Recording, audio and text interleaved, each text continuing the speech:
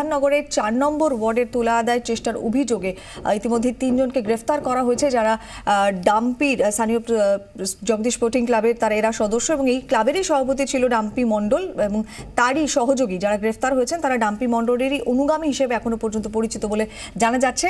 এলাকার ইয়াস অ্যাপার্টমেন্ট নামে একটি বহুতলের কাজ চলছিল আর অভিযোগ বহুতলের কর্মীদের কাছে গিয়ে তোলা চায় ক্লাবের সদস্যরা, টাকা না দেওয়ায় কর্মীদের মারধর করা হয়, কাজও বন্ধ করে দেওয়া হয়। সরাসরি চলে যাচ্ছে মুহূর্তে ঘটনাস্থলে আমাদের প্রতিনিধি সিজার মন্ডল আমাদের সঙ্গে রয়েছেন। সিজার, ইতিমধ্যে ৩ জনকে গ্রেফতার করেছে পুলিশ যারা ডাম্পির সহযোগী, আর কি জানা যাচ্ছে এই বিষয়ে?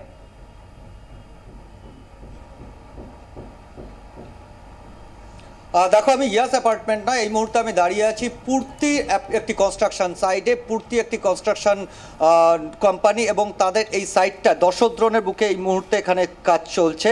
গত বছর ৩ ধরে এই কাজ চলছে। তুমি দেখতে পাচ্ছ যে এই কনস্ট্রাকশন সাইট এটা দশদ্রনের মধ্যে, যেটা অভিযোগ যে মে মাসে ২০ মে ওই এলাকারই দশদ্রন এলাকারই একটি ক্লাব দশদ্রন ব্যায়াম সমিতি, সেখান থেকে বেশ কিছু যুবক এখানে আসে এবং তারা এসে এই কনস্ট্রাকশন সাইটে এসে তারা কিন্তু ৬০ লক্ষ টাকা দাবি করে। যেটা কনস্ট্রাকশন সাইটে যারা এই মুহূর্তে রয়েছে তাদের সঙ্গে আমরা যেটা কথা বলে জানতে পেরেছি যে এই কনস্ট্রাকশন সাইটের পাশে আরেকটা ফাঁকা জমি কিন্তু এই পূর্তি কনস্ট্রাকশন কোম্পানি তারা বহুতলের জন্য কিনেছে এবং সেখানে মাটি ভরাট করাকে কেন্দ্র করে বিরোধ। কারণ কনস্ট্রাকশন সাইট তারা নিজেদের পক্ষ থেকে যখন মাটি ভরাট করা শুরু করে তখন সেই ক্লাবের পক্ষ থেকে এখানে এসে বলা হয় যে তারা মাটি ভরাট করতে পারবে না, তাদের এই মাটি ভরাটের বরাত তাদেরকে দিতে হবে, অর্থাৎ ক্লাবের কিছু মানুষকে, ক্লাবের কিছু সদস্যকে দিতে হবে এবং না দিলে ৬০ লক্ষ টাকা তারা দাবি করে। এবং সেই ঘটনার পরিপ্রেক্ষিতে যেটা অভিযোগ যে এর পরবর্তীতে কিন্তু পূর্তি কনস্ট্রাকশন কোম্পানির পক্ষ থেকে বাগুইআটি থানায় অভিযোগ জানানো হয় এবং সেই অভিযোগের ভিত্তিতে ইতিমধ্যেই অভিজিৎ দাস এবং প্রশান্ত প্রধান বলে দশদ্রনের ২ যুবককে গ্রেপ্তার করেছে পুলিশ এবং তাদের বিরুদ্ধে তোলাবাজির অভিযোগ এর আগেও একাধিকবার এসছে বলে পুলিশ সূত্রে আমরা জানতে পেরেছি। এই ঘটনায় যাদেরকে গ্রেপ্তার করা হয়েছে তারা এই এলাকায় ৪ নম্বর ওয়ার্ডের কাউন্সিলর এবং বড় চেয়ারম্যান শাহনওয়াজ ওরফে ডাম্পি মণ্ডলের অত্যন্ত ঘনিষ্ঠ হিসেবে পরিচিত এবং তারা সক্রিয় তৃণমূল কর্মী হিসেবে এলাকায় পরিচিত।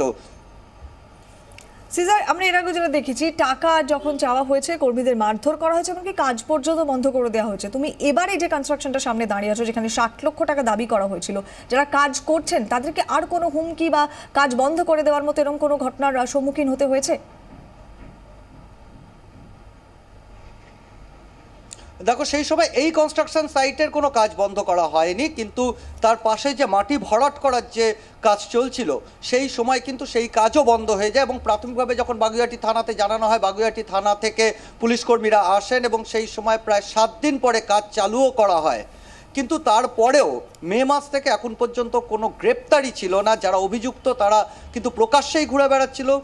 মুখ্যমন্ত্রীর নির্দেশে সিন্ডিকেটের ওপর যখন ক্র্যাকডাউন শুরু হয় গত ২ সপ্তাহ ধরে বাগুইআটি, কেষ্টপুর, নিউ টাউনে একাধিক সিন্ডিকেট চাইকে যখন গ্রেপ্তার করা হয় তারপরেই কিন্তু এই দুজনকেও, এই অভিজিৎ দাস এবং প্রশান্ত প্রধানকেও গতকাল রাতে গ্রেপ্তার করা হয়েছে।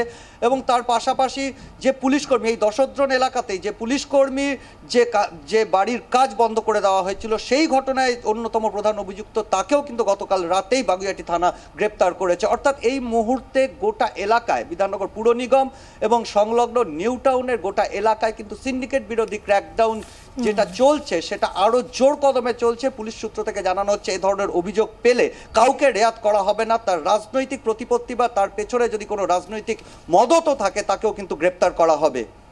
সিজার, একদম অনেক ধন্যবাদ, তোমার সঙ্গে আবার আমরা পরে যোগাযোগ করব।